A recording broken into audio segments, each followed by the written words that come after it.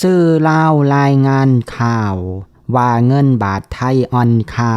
คิดว่าคนดาวจะหลงดีใจแต่ผลที่ได้รับกลับผิดคาดซึ่งเรื่องราวนี้จะเป็นแนวใดเดี๋ยวเฮาไปเบิ่งและไปฟังนำกันเด้อโดยในตอนนี้ดูเหมือนว่าจะมีคนดาวบางคนกำลังมีความคิดอยากให้เงินบาทของไทยอ่อนค่าสุดๆเหมือนเงินกีบของลาวเพราะว่าในตอนนี้เงินกีบลาวแม่นอ่อนค่าสุดๆเมื่อเทียบใส่เงินบาทไทยซึ่งในปัจจุบันนี้อัตราแลกเปลี่ยนระหว่างเงินกีบกับเงินบาทเลทธนาคารพงศวรรค์ประจำวันที่9 เดือนกุมภาพันธ์ปี 2024ธนาคารซื้อเงินบาทเขาอยู่ที่1 บาทต่อ 646.01 กีบและขายเงินบาทออกอยู่ที่650.89 กีบต่อ1 บาทแถมอัตราเงินเฟ้อของสปป.ลาวประจำเดือนมังกรปี 2024ก็ยังคงไว้ในมูลเสื้อเก่าก็คืออยู่ในระดับ2 ตัวเลขอยู่ที่ 24.4%ซึ่งเพิ่มขึ้นจากเดือนธันวาปี 2023 0.07%ต่อกับการอ่อนค่าของเงินกีบลาวอย่างหุ้นแห้งโดยเฉพาะเมื่อเทียบใส่เงินบาทนั้นส่งผลให้ราคาสินค้าที่ประเทศลาวนำเข้าจากประเทศไทยมีราคาที่เพิ่มขึ้นหลายเท่าโตเฮ็ดให้ประชาชนภายในสปป.ลาวโดยเฉพาะแม่นคนที่มีฐานะทุกข์ยากหาปานกลางแม่นใช้ชีวิตยากลำบากขึ้น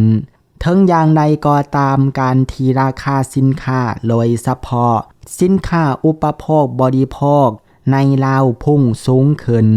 คนลาวหลายคนก็มีการโทษเงินบาทของไทย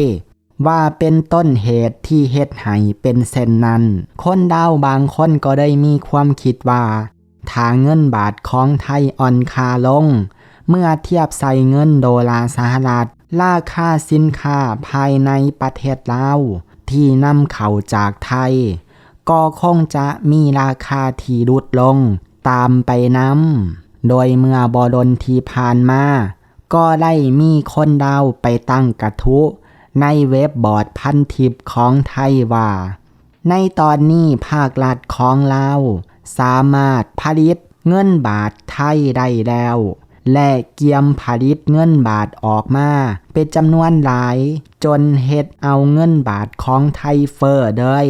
โดยเพิ่นได้ระบุว่าสวัสดีคนไทยทั้งหลายพวกไทยทั้งหลายตอนนี้รัฐลาวสามารถเฮ็ดธนบัตรไทยไล่แล้ว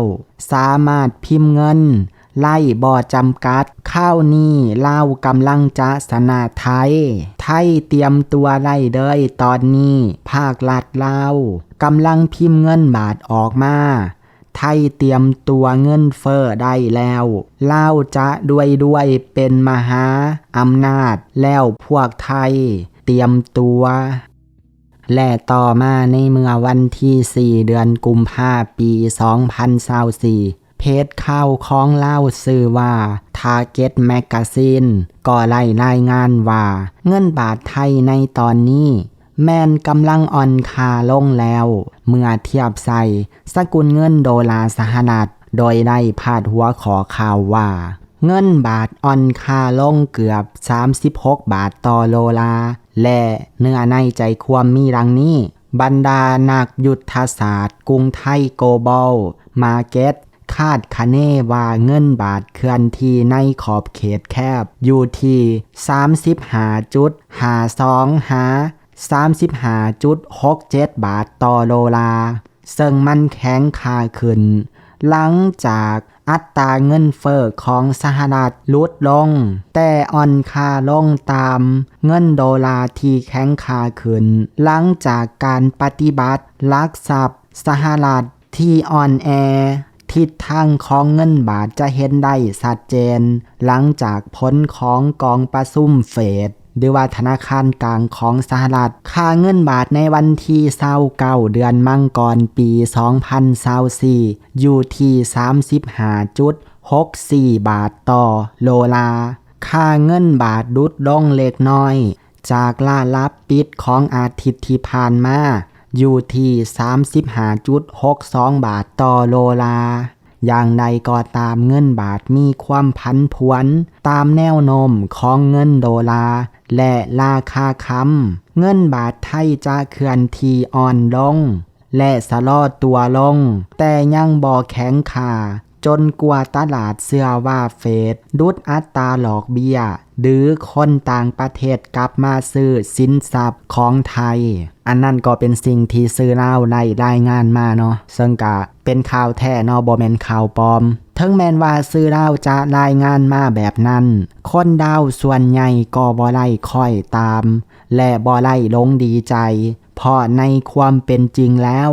ต่อให้เงินบาทจะอ่อนค่าลงเมื่อเทียบใส่กับเงินโดลาร์สหรัฐก็บ่ไล่หมายความว่าเงินกีบจะแข็งค่าขึ้นรวมถึงอัตราแลกเปลี่ยนระหว่างเงินกีบกับเงินบาทไทยก็บ่ไล่ลดลงตามซึ่งจากการได้งานข่าวลังกล่าวนั้นเฮ็ดเอาคนดาวจำนวนหลายแห่มาคอมเมนต์ดึงสติสื่อสำนักข่าวลาวสื่อนั่นว่า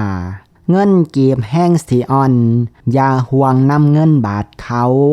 คอมเมนต์ของคนดาวทานต่อมาจัดการบ้านเฮาก่อนเถาะอย่าเอาข่าวบ้านเขามาลงอายเขาซื่อๆคอมเมนต์ต่อมาเงินกีบเล่แอดข่าวเป็นแนวใดคอมเมนต์ถัดมากีบยังพุ่งทะลุมิติอยู่บ่แอดหรือสีลงมา300หมายถึง300กีบต่อ1บาทเนาะคอมเมนต์ถัดมาเอาประเทศลาวให้รอดก่อนเงินประเทศอื่นอย่าเขา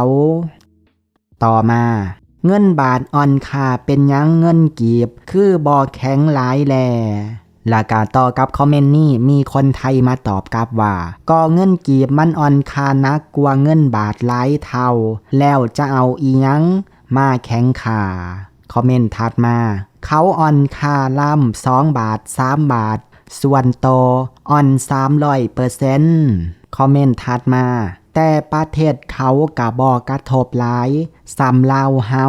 แล้วก็มีคนลาวอีกคนนึงมาตอบกลับว่าบาทเดียวบาทดาวเฟอร์400กีบพุ่นน่ะเพิ่มขึ้นอยากให้เงินบาทเฟอร์ปานเงินกีบเบิงเล่สิเป็นแนวใดและสินค้านำเข้าจัก 90% คือประเทศลาวเฮาคอมเมนต์ของคนดาวทานต่อมาเอาเงินกีบให้มันรอดก่อนคอมเมนต์ถัดมาเขา36บาทโตเอง20,000กีบหมายถึง